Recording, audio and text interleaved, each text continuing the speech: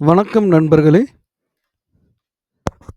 நம்ப இப்ப வந்து மேக் சயன்ஸ் சிம்பிள் அப்படின்ற சீரிஸ் வந்து ஸ்டார்ட் பண்றோம். இது என்னன்னா வந்து சயன்ஸ் வார்த்தைகள்ல வந்து எப்படி வந்து சிம்பிளா புரிஞ்சுக்கலாம்.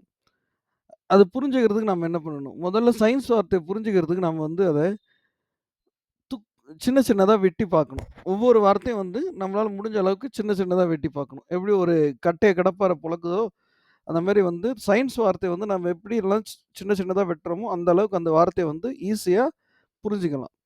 இது நம்ம சீரிஸ் நம்பர் 1. இந்த முதல் சீரிஸ்ல வந்து நம்ம பார்க்க போறது வந்து ரொம்ப basic word that is anatomy. அனடாமினா என்ன? அனா அப்படின்றது வந்து ஒரு கிரீக் வேர்ட். கிரீக் வேர்ட் அதோட மீனிங் என்னன்னு பார்த்தீங்கன்னா, மேல, அப், அப்பர்ட், இல்ல back, again, repetition, excessive, apart. ஏதாவது ஒரு புது தொடக்கம் நடக்குதுனாலே, அந்த புது தொடக்கத்த வந்து நம்ம வந்து அனா அப்படின்னு தான் சயன்ஸ் வேர்ட்ல சொல்றாங்க. ஏதோ ஒரு விஷயத்துக்கான புது தொடக்கம். இல்லன்னா வந்து, இப்ப நீங்க எதையா உள்ள இப்ப ஒரு கிணத்துல என்ன இருக்கு அப்படின்னு எட்டி பார்க்குறோம் இல்லையா? அத வந்து நம்ம வந்து அந்த எட்டி பார்க்கறதுக்கு நம்ம தலைய தூக்குறத வந்து அணா அப்படின்னுவோம். என்னென்ன வார்த்தைகள்லாம் இதுல இருக்கு அப்படின்னு பார்த்தோம்னா, அனாடாமி. டாமின்னா வந்து கட் பண்றது. டாமின்னா என்னன்னா, ஒரு கட் பண்றது. இப்ப யோசிச்சு பாருங்களேன், உங்களுக்கு ஒரு லெட்டர் வந்திருக்கு. அந்த லெட்டர நீங்க ஓப்பன் பண்ணி படிச்சு பார்க்கணும் அப்படின்னா, நீங்க என்ன பண்ணுவீங்க? அந்த லெட்டர வந்து மேல இருக்க கவர பிரிக்கிறதுக்காக மேல வந்து கிழிப்பீங்க இல்லையா? அதனால வந்து மேல கிழிச்சு, உள்ள என்ன இருக்குன்னு பார்க்குற மாரி, இப்ப நம்ம வந்து நம்ம உடம்பையும் வந்து உடம்புக்குள்ள என்ன இருக்கு அப்படின்னு பார்க்கணும்னா, ஃபர்ஸ்ட்டு நம்ம உடம்பு வந்து மேல் பகுதிய வெட்டி எடுத்துட்டு, அதுக்கப்புறம் தான் நம்ம வந்து உள்ள என்ன இருக்கு அப்படின்னு பார்க்க முடியும். ஸோ, அதனால தான் வந்து அனடாமி. உள்ள என்ன இருக்குன்னு நம்ம பார்க்க போறோம். இப்ப நம்ம வந்து உள்ள நம்மளுடைய இதயம் இருக்குன்னா, அந்த இதயத்தோட ஸ்ட்ரக்சர் என்ன? ஷேப் என்ன? சைஸ் என்ன? இது கேரக்டர் எப்படி? அது என்ன மாரி வேலை செய்யும்? என்னென்ன வேலை செய்யும்? இப்படி இதெல்லாம் பார்க்கறது தான் வந்து அனாட்டாமி அப்படின்றோம். இப்ப அனாட்டாமி புக்ல நீங்க படிக்க போறதே அதுதான். ஒவ்வொரு ஆர்கன பத்தியும், அதனோட ஷேப், ஸ்ட்ரக்சர் அண்ட் கேரக்டர். இப்ப பாருங்க, உங்க முன்னாடி இருக்க எக்ஸாம்பிள் கூட நீங்க பார்த்தீங்கன்னா, இப்போ இந்த இமேஜ் இப்ப நீங்க அனாட்டாமின்னு எடுத்துக்கிட்டீங்கனாலே, நீங்க வந்து உள்ளுக்குள்ள வந்து என்ன இருக்கு அப்படின்னு பார்க்க போறீங்க. அதுதான். இன்னொரு பொதுவான எக்ஸாம்பிள் இந்த வார்த்தைக்கு அப்படின்னு பார்த்தீங்கன்னா, அனபாலிசம். ஸோ, அதான் நான் சொன்னேன் இல்லைங்களா? ஏதாவது ஒரு புது தொடக்கத்த வந்து உருவாக்குது நம்ம உடம்புல அப்படின்னாலே, அந்த தொடக்கத்துக்கான பேரு. பில்டிங் அப் இல்லன்னா வந்து சிந்தசைஸ் இதெல்லாம் வந்து நம்ம வந்து அனபாலிசம் அப்படின்றோம். நம்ம உடம்பே ஒரு அனபாலிசம் மெத்தட்ல தான் உருவானது. அதாவது வந்து சின்ன சின்ன உரு சின்ன சின்ன பொருட்கள்லாம் ஒண்ணு சேர்ந்து ஒரு பெரிய பயாலஜிக்கல் மாலிக்யூல் உருவாக்குறது தான் வந்து அனபாலிசம் அப்படின்றோம். இங்க பாருங்களேன், ஒரு 2 பொருள் ஒண்ணு சேர்ந்து ஒரு புது பொருள உருவாக்கியிருக்கு. அதுதான் வந்து அனபாலிசம். இப்ப நீங்க இந்த இடத்துல பார்த்தீங்கன்னா,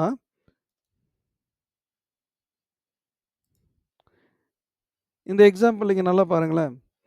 இங்கேருந்து ஒரு இங்கேருந்து ஒரு பொருள் வருதா? இங்கேருந்து ஒரு பொருள் வருது. 2மே ஒண்ணு சேர்ந்து ஒரு புது பொருளா உருவாகுறதால, இத வந்து நம்ம வந்து அனபாலிசம் அப்படின்னு சொல்றோம்.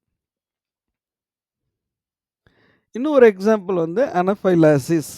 இது பொதுவாவே வந்து நெறைய மருந்து மாத்திரைகள்ல வந்து இந்த மருந்தோட வந்து அ சைட் எஃபெக்ட்டா வந்து அமையும்.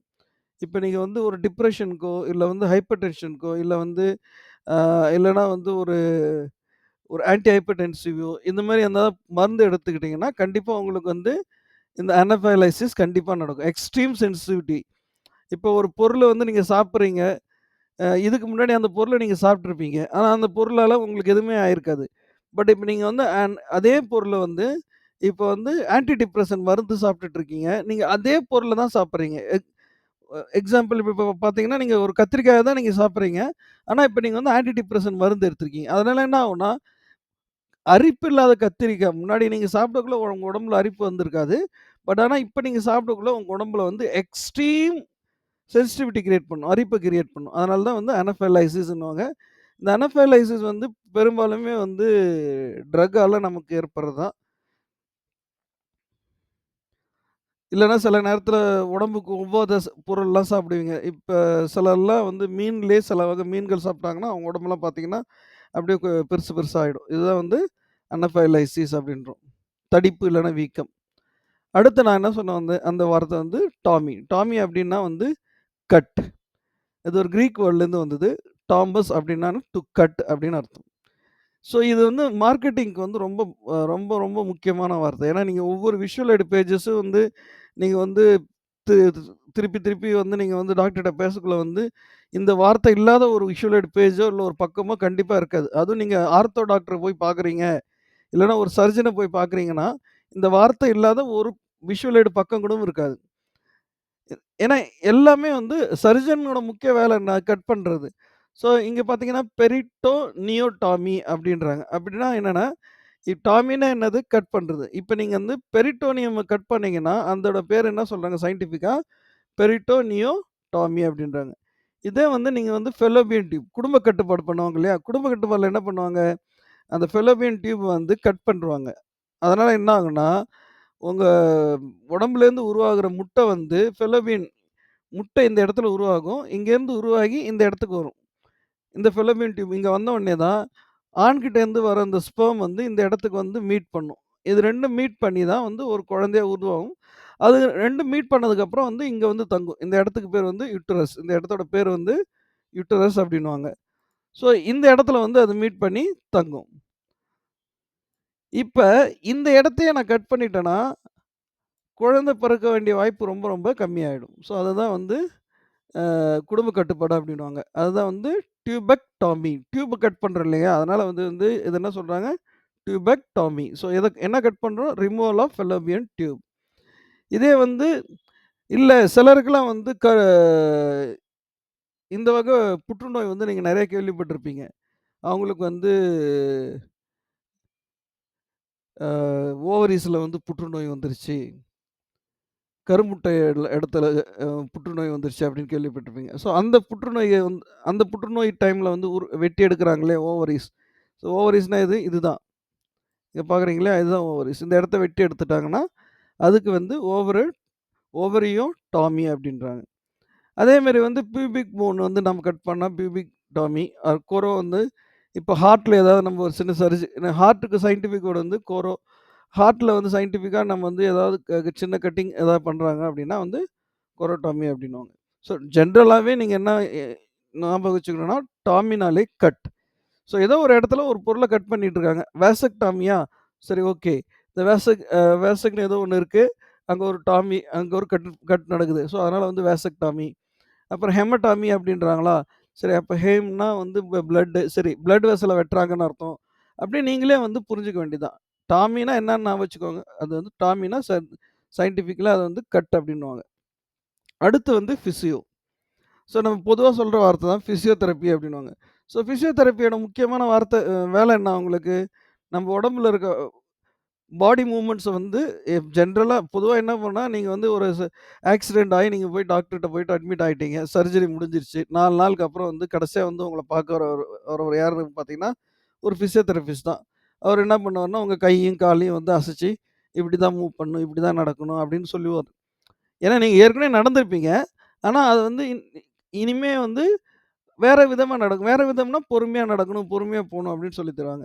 ஸோ உங்க பாடியில் நடக்கிற பாடி ஃபங்ஷன்ஸ வந்து தெரிஞ்சுக்கணும் அப்படின்னா, நீங்க வந்து பிசியாலஜி படிக்கணும். ஏற்கனவே லாஜினா நான் சொல்லியிருக்கேன் படிப்பு. ஸ்டடின்னு அர்த்தம். ஸோ பிசியாலஜில என்ன படிக்கிறோம்? நம்ம பாடிக்குள்ள இருக்க ஒவ்வொரு சிஸ்டத்தோட ஃபங்ஷன் என்ன அப்படின்னு படிக்கிறோம். இப்ப இதே நீங்க பார்த்தீங்கன்னா வந்து, இப்ப டைஜஸ்டிவ் சிஸ்டம் நீங்க நல்லா இத உத்து பார்த்தீங்கன்னா உங்களுக்கு தெரியும். ரெஸ்பிரேட்டரி சிஸ்டம், டைஜஸ்டிவ் சிஸ்டம் எல்லா சிஸ்டமும் இந்த அனிமேஷன்ல வந்து நீங்க பார்க்கலாம்.